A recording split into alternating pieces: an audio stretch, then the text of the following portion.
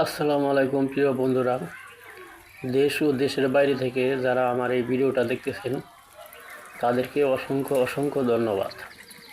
তো আজকের ভিডিওটা করা হলো ভ্যাকসিন নিয়ে।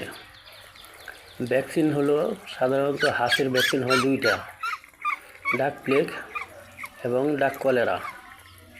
তো আপনারা সবাই চেষ্টা করবেন ভ্যাকসিনগুলো দিয়ে রাখার জন্য। ভ্যাকসিনগুলো দিলে হয় কি, হাঁসের রোগ প্রতিরোধ ক্ষমতা বৃদ্ধি হয় এবং হাঁসের শরীর গঠন ভালো হয়। অল্প খাবারেই তাদের শরীর স্বাস্থ্য ভালো হয়। তো ভ্যাকসিনগুলো দেওয়া অতি জরুরি দরকার। তো আশা করি সবাই হাঁস পাললে ভ্যাকসিন দিয়ে হাঁস পালবেন। তো ভালো থাকবেন সবাই, আমার ইউটিউব চ্যানেলটার সাথেই থাকবেন নতুন নতুন ভিডিও পাওয়ার জন্য। ধন্যবাদ সবাইকে।